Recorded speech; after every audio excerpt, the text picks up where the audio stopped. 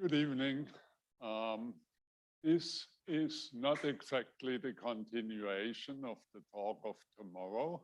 The continuation, the direct continuation, will be tomorrow morning.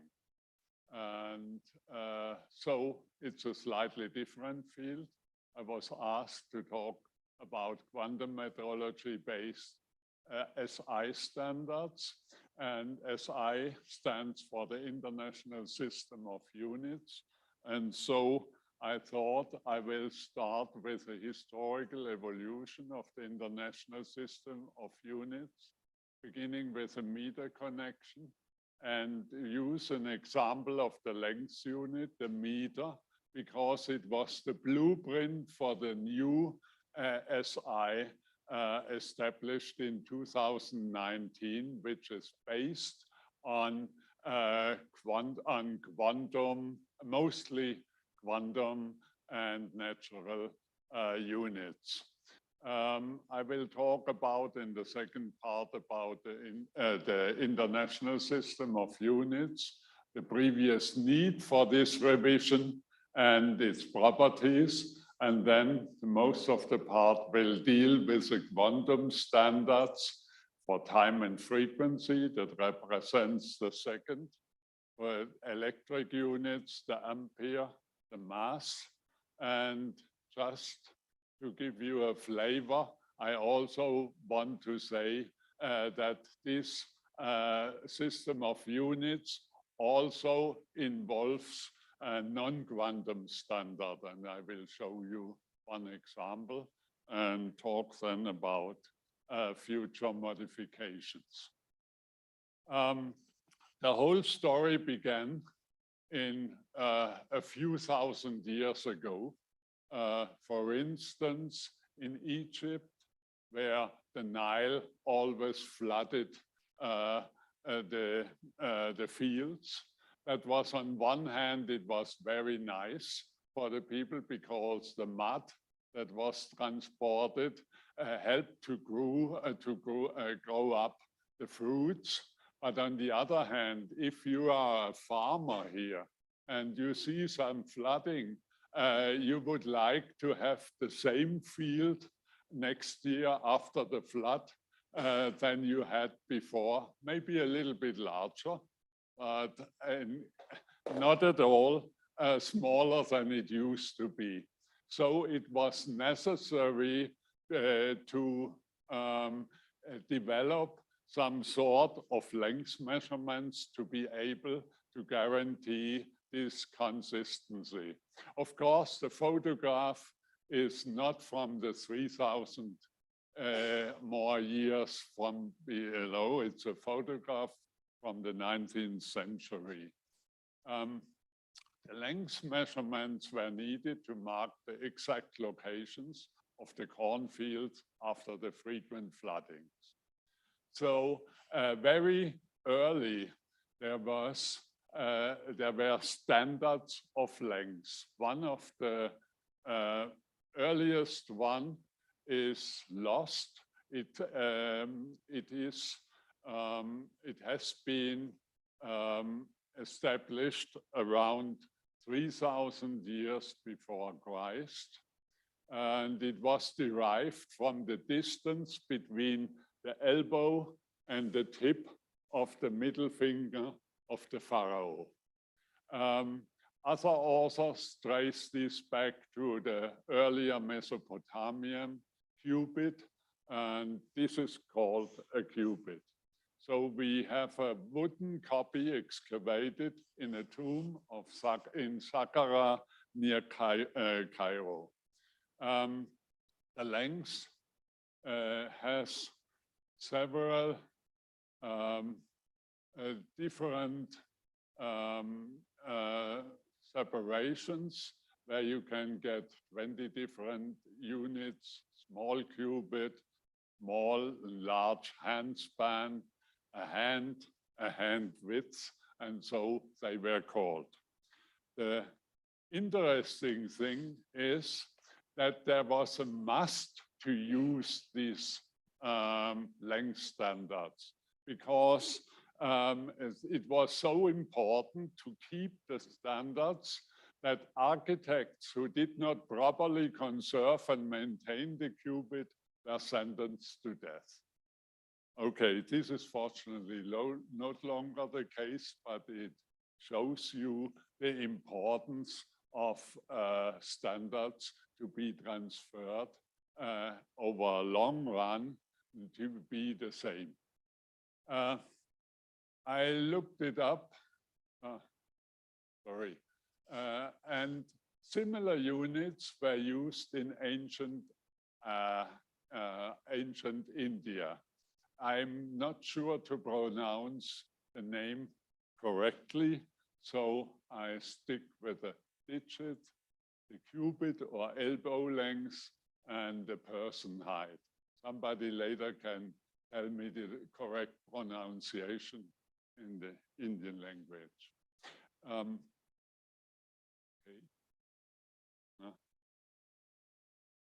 In England, in the medieval, body measures were similarly used to determine length standard. The yard was something, was the length from the nose to the thumb of Henry I of England, and it was used in several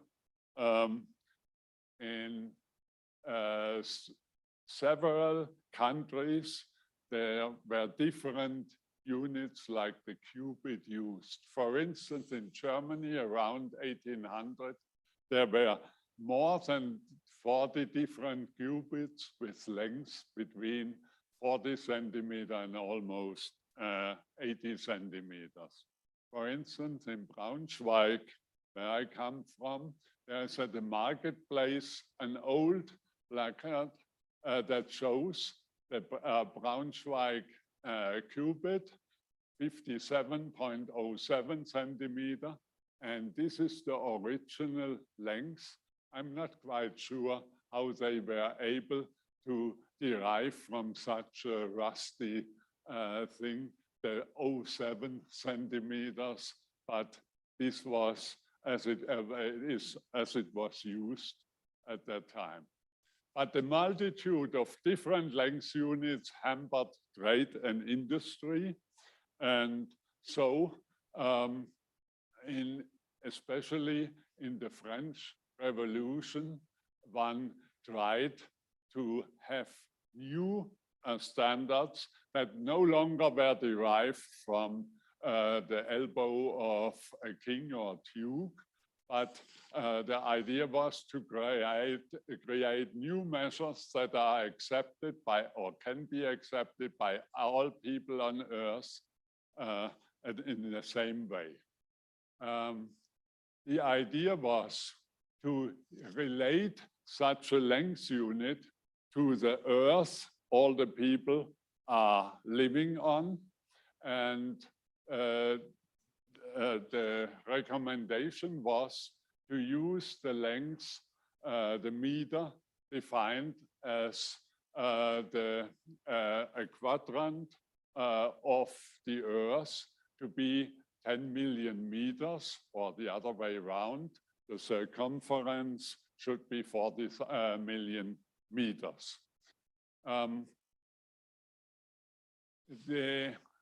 In order to do this properly, in 1792 already, two people were asked to measure the length of a quadrant of Earth's meridian.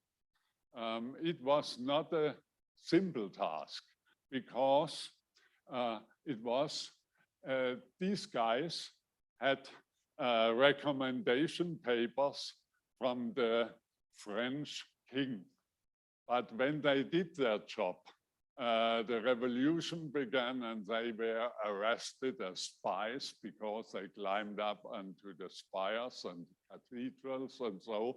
And then people from the revolution thought they were spies and were sentenced to jail. But the idea behind is rather simple. They made trigonometry. If you know the length of one base of a triangle, you can use two angular measurements to determine the other sides of the triangle. And the first one you use, you take an arbitrary length, and you say, okay, this base of the triangle is 521 point anything of this length unit.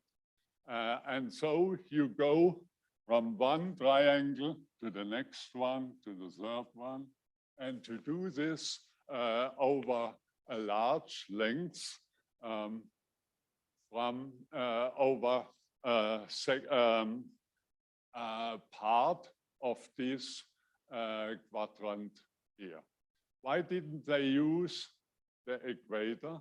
Of course, there is a lot of water there. It's not so easy to make measurements, but there is a more important thing, that the Earth bulges in a way. It has a bigger circumference at the equator than it has around the other direction. So one used one of these lengths, and not to go from the pole to the equator. It is not necessary to do this. It was only necessary to take a part of this circumference in order, if you determine the angle of this, which you can do if you look to the distant stars, then you can relate this length to the whole length of the quadrant. They did this measurement from Dunkirk to Barcelona, and the distance in meter is easily calculated as alpha divided by 90 degrees times 10 million meters. And then you use the basic length stick and correct it and say, this is now the meter. And this has been done. They introduced the meter as a new unit, raised it back to the circumference of Earth. And the inaccuracy, the estimated inaccuracy, was 10 to minus 5 at that time, not so bad at all. The length variation of the prototype between 20 degrees and 0 degrees is about 0.3 millimeter. And this shows that that artifact has a reasonably low uncertainty.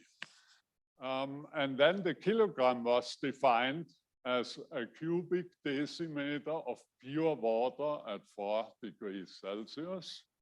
This is then derived from the meter in one way, a cubic decimeter. And these were the two new units that were established in 1799. So it was a decimal metric system created at the time of the French Revolution and the subsequent deposition of two platinum standards representing the meter and the kilogram, and they were put in the Archive de la République for all the peoples, for all the times. Okay, for all the times is probably not exactly correct, but this was the starting point. In 1832, Gauss suggested to use the 1799 meter and the kilogram together with a second, as defined in astronomy as a coherent set of units for the physical sciences. A few years later, the centimeter gram second system was launched by the British Association for the Advancement of Science, and it already started to diffuse the original intention to have a single system. So in 1875, the meter convention was set up, and this was a diplomatic treaty signed by 18 countries. So you need the politicians to enforce a new system. So still up today, it's the meter convention that decides about the units. They meet regularly in the Salon Horloge in the French Foreign Ministry. Currently, from these 18 countries, now they are 64 member states and 36 associate states. And I took the liberty to find out what the Football Association has members, and they have more than double the members of this. It's probably not so, you should not be surprised, because the FIFA gives money to the people and to the members, and the foundation of the meter convention asks for money to support. Okay. The meter convention was then told on. The meter is the distance between two marks. There are 3 marks in between here and 3 marks here of the meter prototype kept at Sèvres near Paris at 0 degrees Celsius. So the length was taken from the meter des Archives and the meter prototype, and there were made many copies of those as identical as possible, and they were raffled to the member states. So one of it was called the meter prototype, and for instance, PTR at that time got a particular copy of this. And the same thing was done with a kilogram. The kilogram is a unit of mass. It is equal to the mass of the international prototype of the kilogram. It is kept in an enclosure. And until a few years ago, this was the basic standard of mass all the time. Okay, so what was the evolution of the length unit? So this definition was valid for the length unit until 1960, but then the accuracy was no longer good enough. Fractional inaccuracy of 10 to minus 6. It was not good enough for precision manufacturing. It was not good enough for navigation, and people thought about what to do, what could be done. Let me talk a little bit about the organs of the meter convention. As I said before, there is a general conference of weights and measures. It has the abbreviation comes from the French name, and these are the national representatives of the roughly 100 states I mentioned before. These are politicians and make a decision about, they ask for the help of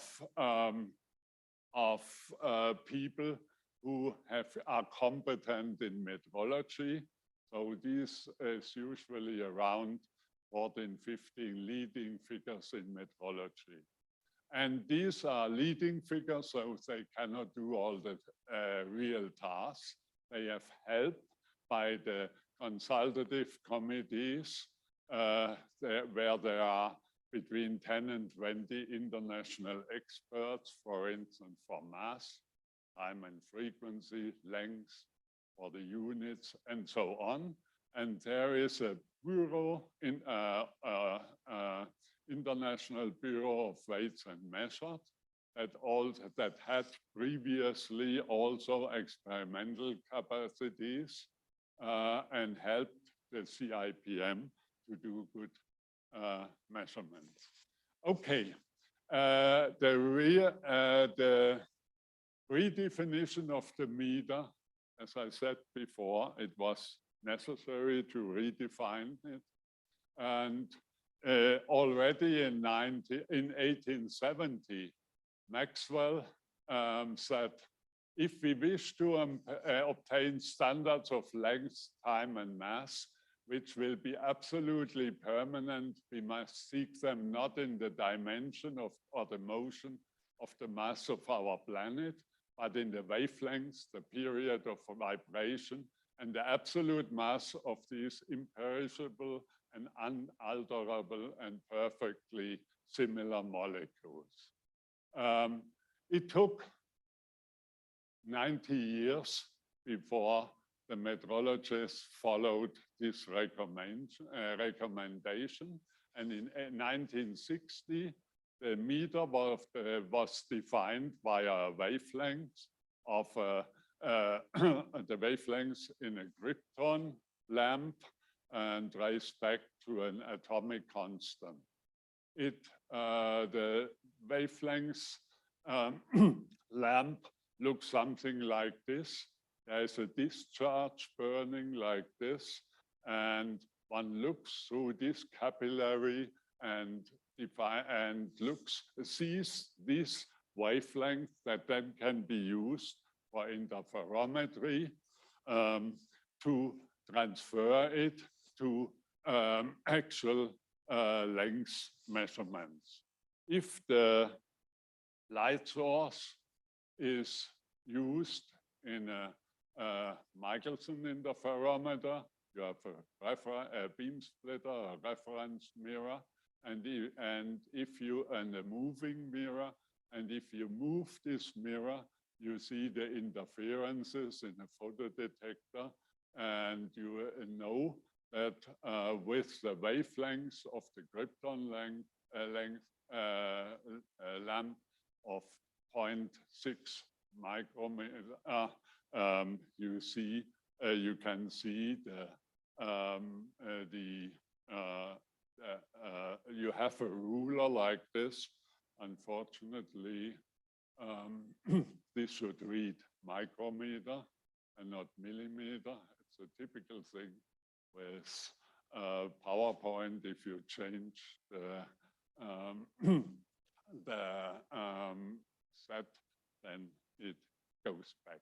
Okay, we have discussed this morning already that there are practical length standards like the gauge blocks, and you can use gauge blocks now to shift here and to calibrate this with a wavelength. The funny thing is they have waited for 90 years to use a new definition. But in the same year, 1960, the laser was invented. And it was perfectly clear to everybody that the krypton lamp is outdated for the beginning, because guys like me and others would develop new laser standards that would be more accurate than the previous one, and the story would go on.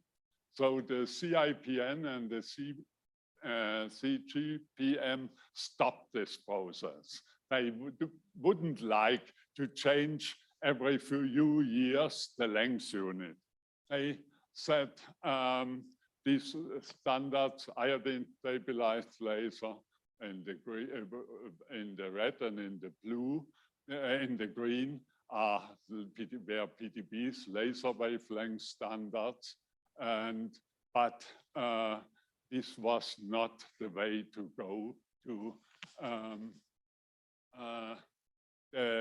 they did not use a new standard then, but in 1983, they defined the meter is the length of the path traveled by light in vacuum during a time interval of 1/299,792,458 of a second.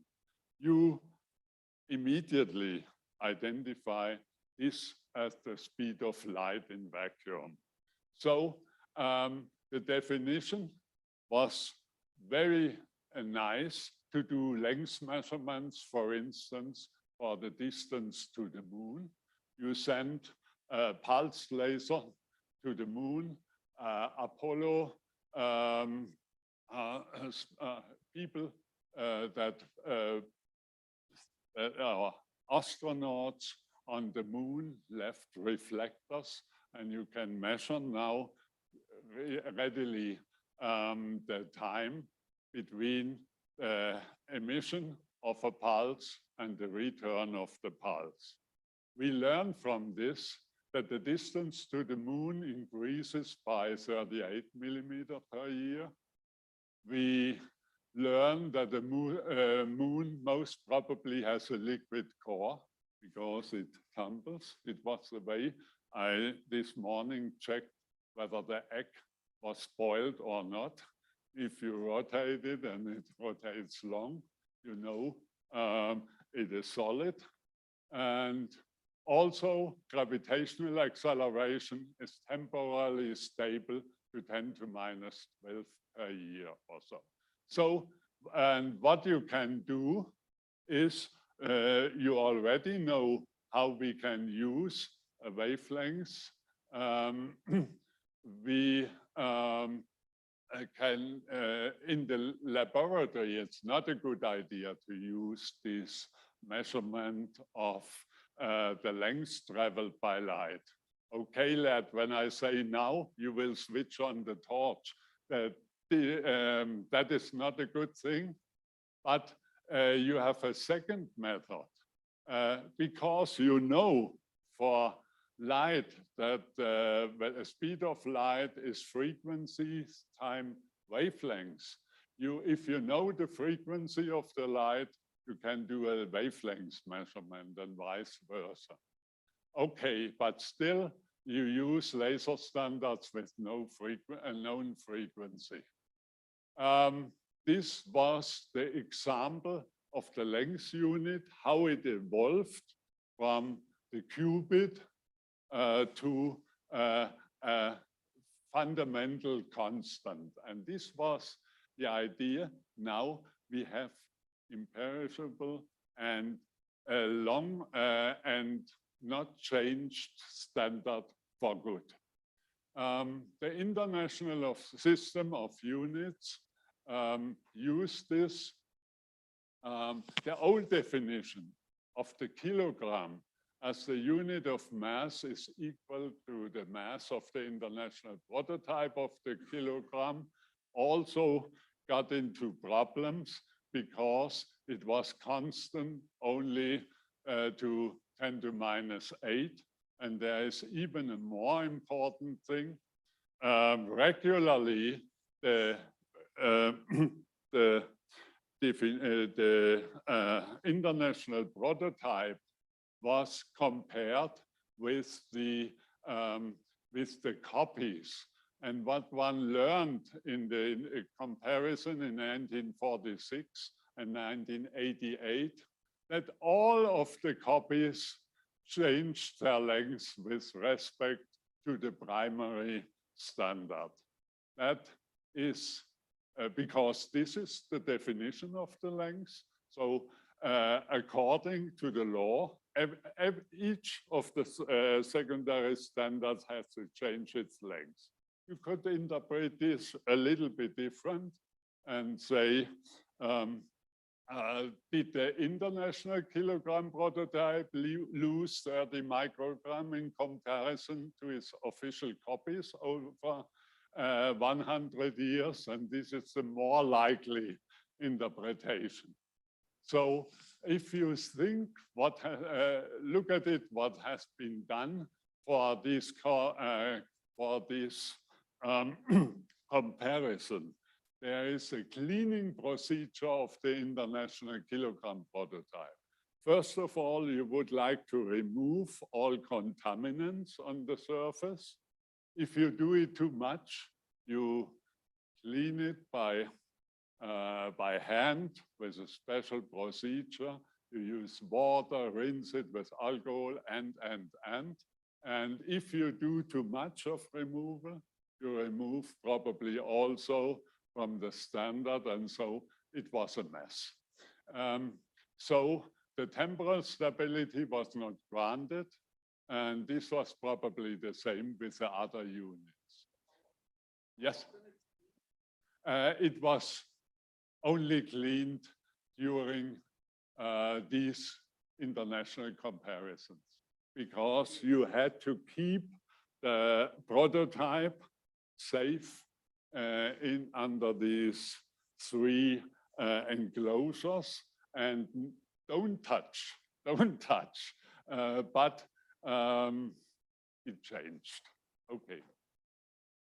Yes.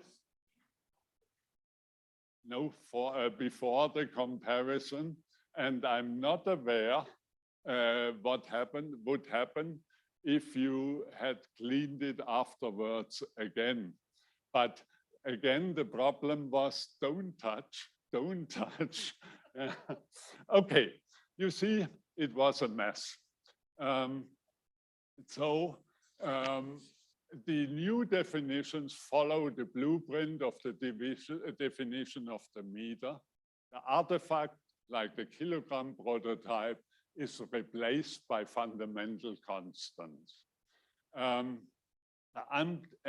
Similar thing occurred with the definition of the ampere.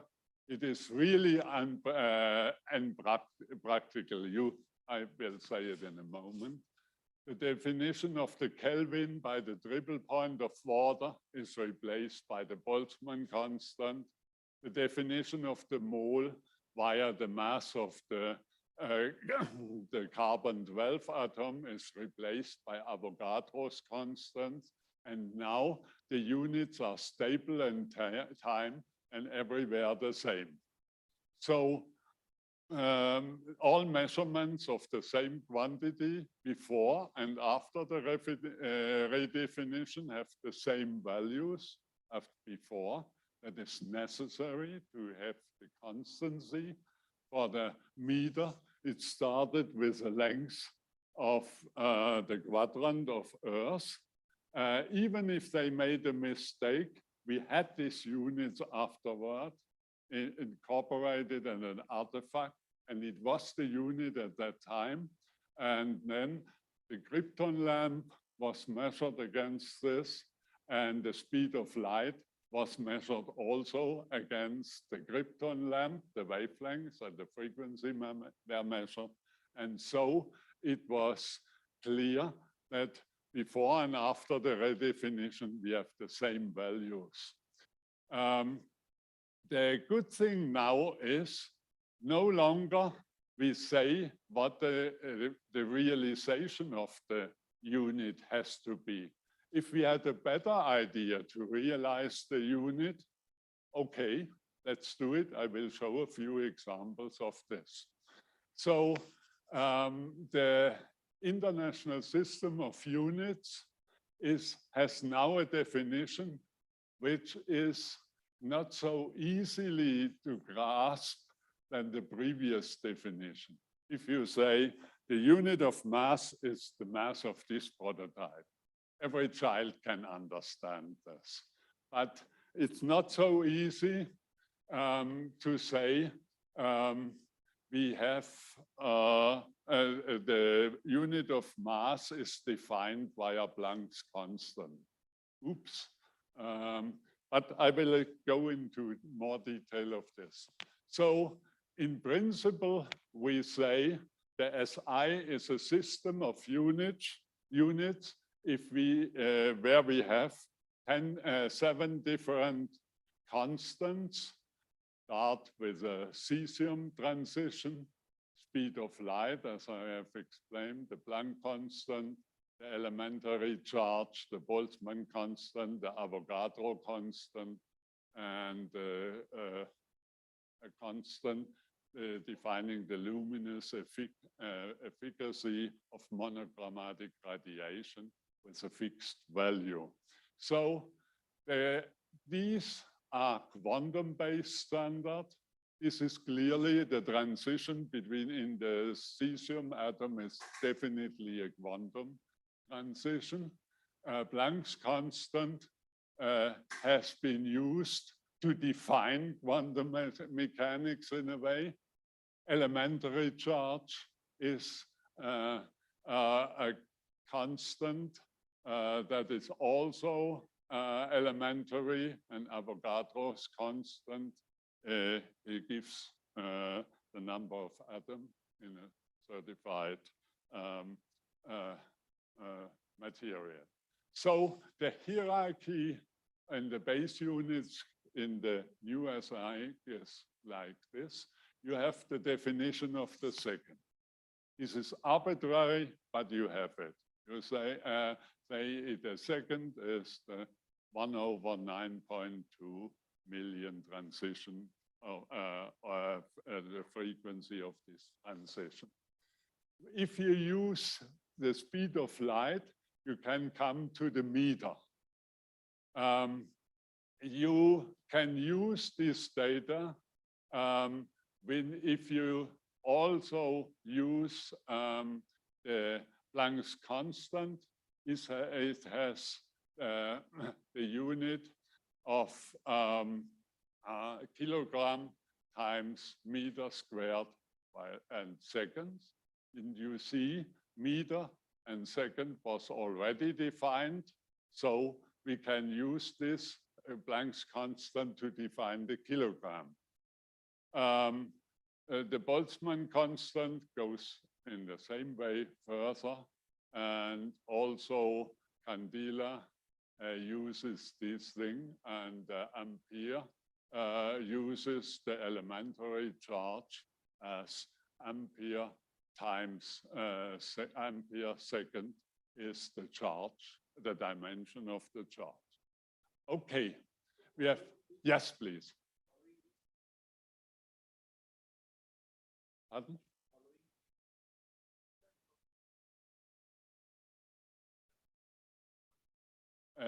That is true in one way, but the speed of light is not really a quantum constant, but we can discuss this. This is, yes, from your point of view, it is a quantum standard, or it's based on a quantum standard, let's say it like this.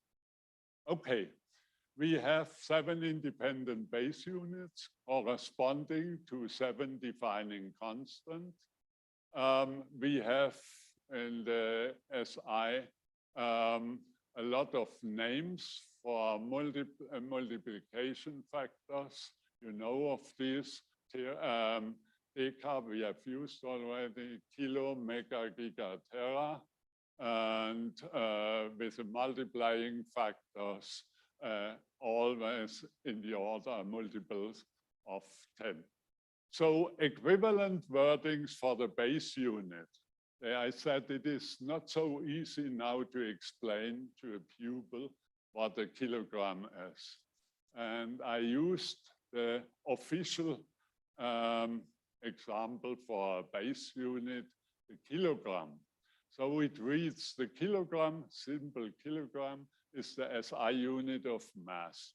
It is defined by taking the fixed numerical value of Planck constant to be 6.626 and so on times 10 to minus 34 when expressed in the units joule second, which is equivalent to kilogram meter square per second, where the meter and the second are defined in terms of C and delta nu cesium.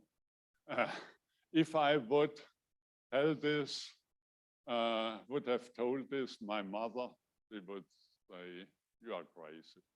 that doesn't mean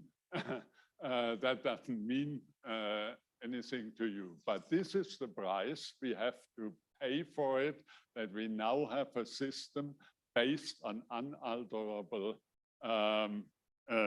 constants. Okay, and the SI is a coherent system. All the derived quantities use base units, and simple in terms of other USI units, there are only factors of 1 in between. So no factor of 3.4 or something like this. These factors are incorporated in the definition of the constants before.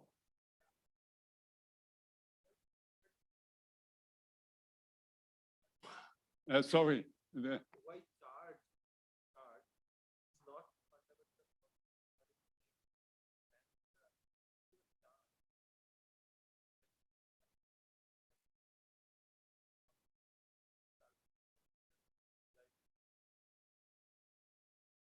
I didn't get it. Sorry. I'm asking like why electric charge Yeah. is not a fundamental constant, because that's an elementary particle and you are measuring what is the charge in that. If you know the charge and if you know the second, then you can basically derive ampere. Yeah. So ampere is a fundamental constant, but charge is derived constant. Why it's not other way around? Charge is a fundamental constant, we believe. The charge, if you go to its constant also in, it's constant also if you go in relativistic physics, it's not altered. So this constant is, yeah, it's a constant to all our belief right now. And the ampere is a definition of the current that is used to be the same as it was before on the previous definition. So I would still stick to the argument that we have fundamental constants and base units derived from them. Okay. The uncertainty of constant in the previous versus the revised SI, it's nice right now. You see, you have a lot of zeros here because the definition is now fixed and has no ambiguity any longer. Unfortunately, the mass has now that previously in the revised system, the previous system, there were zeros all the time, but now in the previous system, there were zeros also for the candela, the Planck's constant, and the elementary charge. There are pros and cons, but the international community decided that it is more important to have stability rather than in the mass, for instance, a slight disadvantage. Okay, let's talk about the quantum standards. We have talked about already about the hyperfine structure, hyperfine transition of 9.19 gigahertz in the cesium atomic clock. It's easy to build a clock also using measuring this. If you remember that the two states in the ground state, the hyperfine states, have different magnetic moments, and I like to use to build atomic clock on this. You say in the oven, in the cesium oven, I have a mixture of magnets pointing up and down.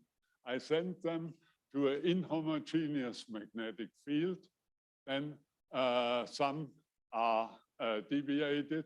The other one, you have a hyperfine pure atomic beam. you have a microwave resonator. If you do nothing, the wrong frequency here, it goes like this.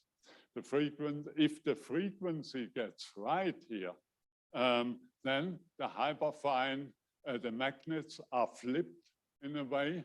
And now you have the fact that in this magnetic analyzer, the atoms, yes, the magnetic moments are deflected. They fall onto a detector. You have to simply maximize the signal by changing the microwave frequency to make sure that you have the right transition, and the output of the microwave signal, a microwave source, gives you the right frequency. Of course, with better atomic locks, you try to intend to make this a little bit more complicated. You have to fight the interaction time broadening. If you have a beam like this that has a limited interaction time of, say, 10 milliseconds, and you know from Fourier analysis that you will have a width of the line of about 100 Hertz or so. And it was Ramsey's ingenious idea that it's not necessary to have a constant illumination all the time, but it's only necessary to have two interaction zones. And this leads to an interference structure where you can look for the central transition. You can use a commercial cesium clock for 100,000 euros or so, which works exactly in the same way. You can get to even increase the interaction time. You can use a fountain. If you throw up the atoms, you can easily see that it have an interaction time before it goes through the microwave resonator again of a second or so. So the line width is reduced from 100 Hertz to about 1 Hertz or so. Okay, you might do the steps. You accelerate the atoms, they go up, fall down. You detect the atoms that are coming here, and then the whole thing looks like this, of this size, and the relative uncertainty is of the order of 2 times 10 to minus 16 right now. Okay, the whole thing was a story of success. You see the definition.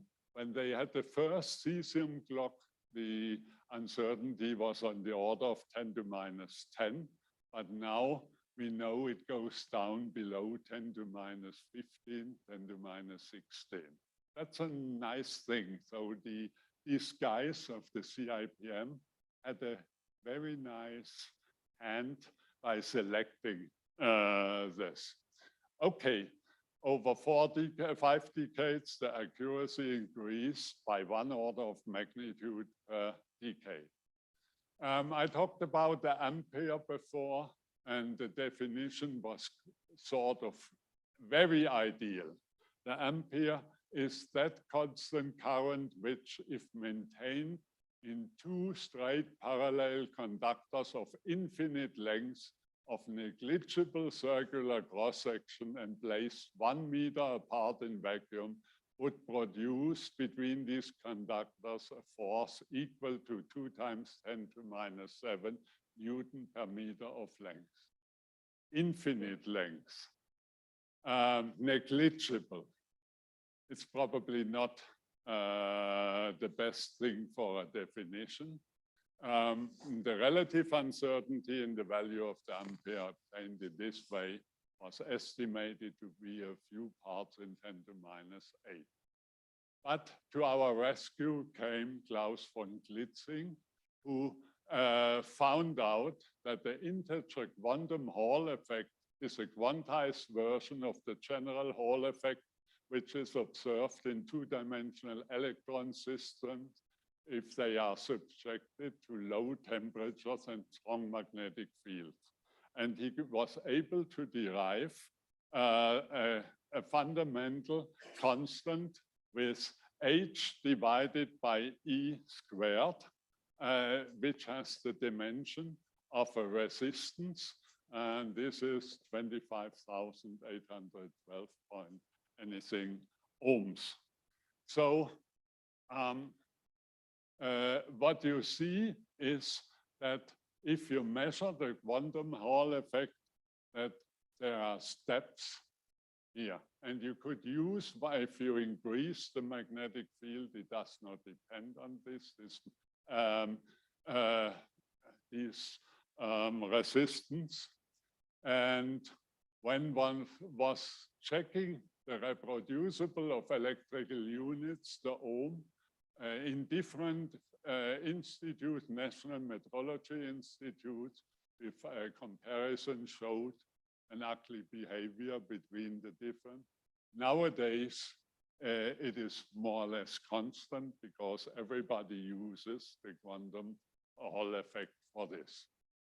Similar effect was the Josephson effect, where you have two superconducting materials linked by, divided by an insulator, but has a small link between them. In both parts, you have a macroscopic quantum state. And if you apply a constant voltage here, you will again see steps here that depend on the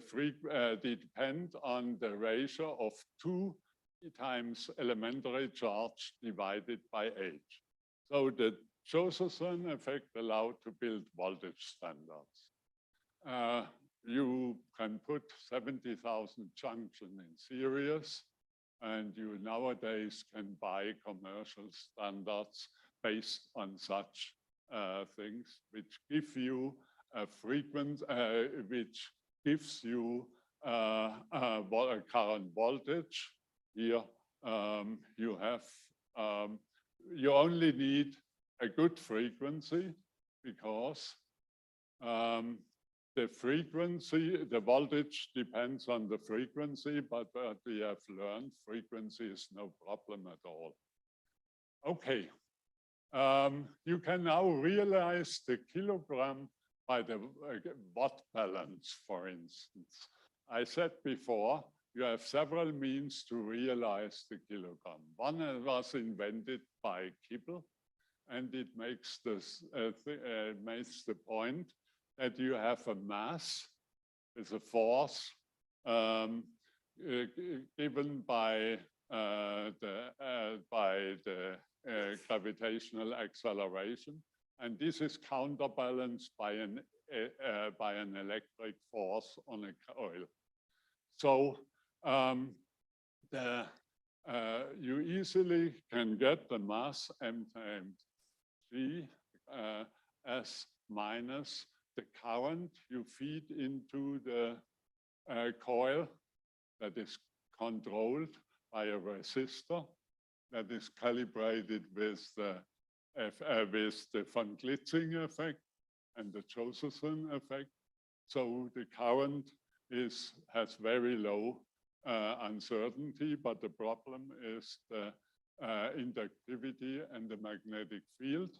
But you use a velocity experiment, then you drive this with a constant velocity, and then you come up with a voltage that is induced proportional to the velocity, please. Do not mix it with the frequency. It also contains B times L. So if you use these things, you come up, you end up where the inductivity and the magnetic field are crossed out, and you have perfect equivalence between the electrical power and the mechanical power. So as I said before, these terms can be measured with highest accuracy by use of fundamental constants. Of course, you believe me that with an interferometer, also the velocity can be measured very accurately.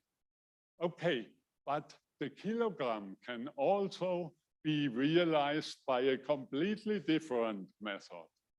That is by using Avogadro's number. The principal idea is very simple. If you want to know how many bottles are in such a stable of grades, you determine how many grades you have and how many bottles are in a grade. And if you use, for instance, silicon, you know that there are 8 bottles, to speak correctly, 8 atoms are in a unit cell. And if you measure the dimension by X-ray metrology, you can come up with a factor of for Avogadro's constant. Or if you put it the other way around, you can, if this is a fixed value and this has been determined, you can determine the mass of a sphere, for instance, that has a kilogram or something like this. So the good, okay, let me use the last 2 minutes for a base unit not based on a quantum standard. And this is the candela. The candela is a sort of interesting thing, I would say. It gives you the impression the eye gets on the light. And this is very important because you want to know, can you read this in this height or so? And so the candela was defined. And it was defined originally as a candle, therefore candela, what a candle emits of light. And the it was measured was the reaction of the eye is for in daylight or nighttime. And it was found for the observers that you have a factor that this is the maximum as a constant value. And the candela is, and the constant value is 683 when expressed in the unit of lumen per watt, which is equal to the candela per times steradian per watt, and so on, where the kilogram meter and second are defined in terms of Hc and delta nu cesium. So this is definitely no natural constant, and also no quantum constant. It is only that to make sure that the previous definition coincides with the new one. So why is the candela a base unit then? Couldn't we throw it out of the system? The answer is no, because the SI is a coherent system. We would have to redefine the candela in a way that there is a factor of 1 instead of the 683. And that would be not a good idea, because you all had to change all norms also for the different industries to make this, and nobody will do this. So this is why the candela is still a base unit. And come to a take-home message. Yeah.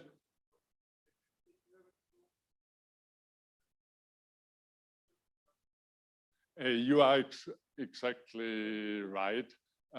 If one could use, but this is radiometry. Radiometry, you could use a single photon detector, measure the counts of the photon, the frequency of the photon, and then come up with a radiometric quantity. But it does not take into consideration the probability of the eye to respond to this radiation. And this is the problem with the candela. Nevertheless, for the realization with this constant, the single photon detectors and emitters are interesting alternative. Okay, after the definition, all measurements of the same quantity have the same values as before. Okay, the base units are defined via constants of nature, not really if we think of the candela, but the other one you can call constants of nature. The units now are stable in time and everywhere the same with extremely good confidence.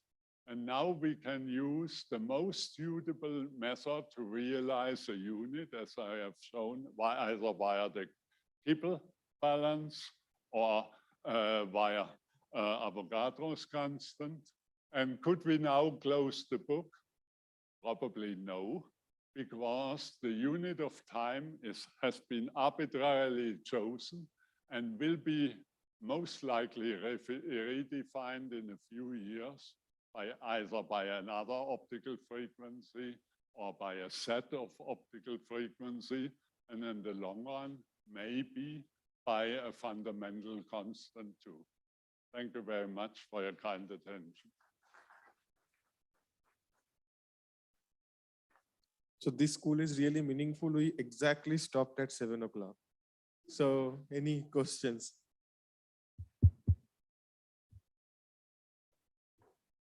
Yeah, thank you very much for that wonderful talk. So the Kibble scale, and then there was this other method, which basically was Avogadro inverting. Which is more precise? This is, the answer is, it's more precise when the best and when the best experimenters are on one side. So it depends on this. And this is the good thing, because we are no longer limited by ideas or so. If somebody comes up with a completely new experiment and he or she can prove that this gives lower uncertainties, we throw away all the old experiments and do the new ones. So this is a great flexibility and I think a very big advantage. Could I just ask one more? So the chart that you had shown us, where we started with what was it, time and worked our way. Is every one of those, is it a realizable experiment? Is this, if I took you very seriously and I said, now I want to go to Mars or I want to go to, yes, every one of these, there is a direct experiment that okay, just probably I tracks didn't that. make it very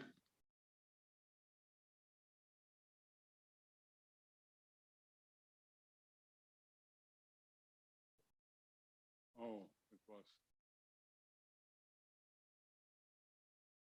I'm sorry. This one, you say. Yes. Okay, so you have three methods to realize the meter. You can use a measurement of time of flight, which I have shown for the moon. That's not good in the laboratory, but you can also use the relationship speed of light is lambda times nu frequency. So you can do a frequency measurement. I will show an example tomorrow morning how we can do frequency measurements. We can do it with unbelievable uncertainty with a frequency comb and other means. So we can use the wavelengths, but the wavelength measurement and frequency and length standards are limited to 10 to minus 12 or so, which is not bad if you want to do a measurement in the lab. I have shown that there are at least two methods to come to the kilogram. Okay, and a similar thing is with the Kelvin. If you use this, you have three different things: acoustic thermometry, where you go via the dimension and specific heat of things, and others. And there is also laser spectroscopy. You can use the Doppler broadened line, measured it, and so you have a frequency measurement, and it includes also the Kelvin. You have to know what the ensemble has a temperature and so. So for all of these things, you have more than one method of realization. And as I said before, it depends on the capacity and capability of the experimenters, which is the best one.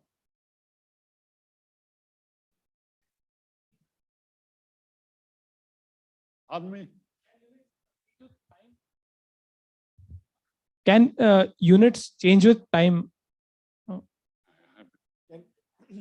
units change with time? Units, let's say fundamental units change with time. That is a very, it's an old idea. It started with Dirac, who thought that the constant may change with time. But today we know, for instance, with atomic clocks, that in a single atom, two different transitions do not change by more at 10 to minus 17 or 18 right now per year. So if you think, you can only say this is today.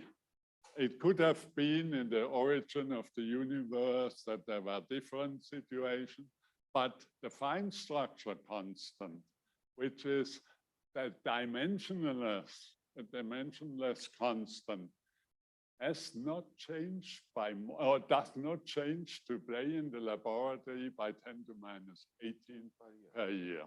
So I think it's a good starting point.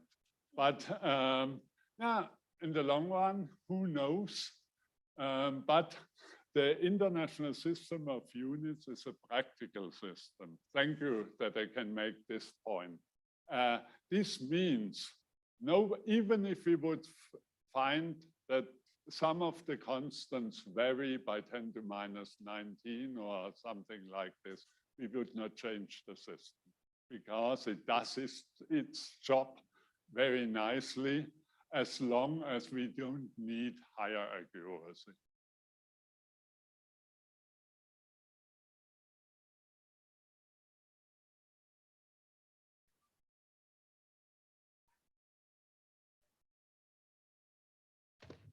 Can translate to me.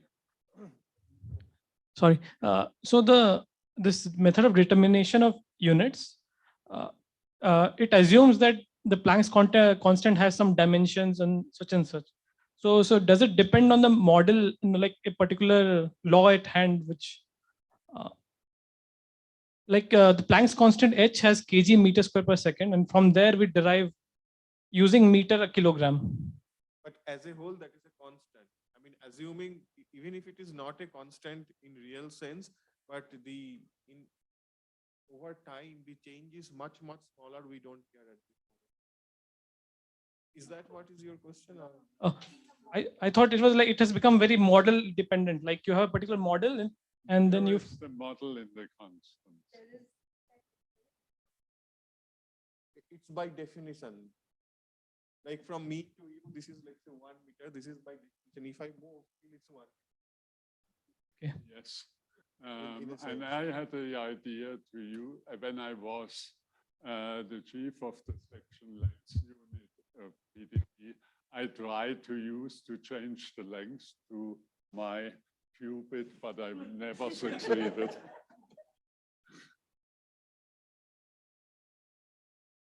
Okay.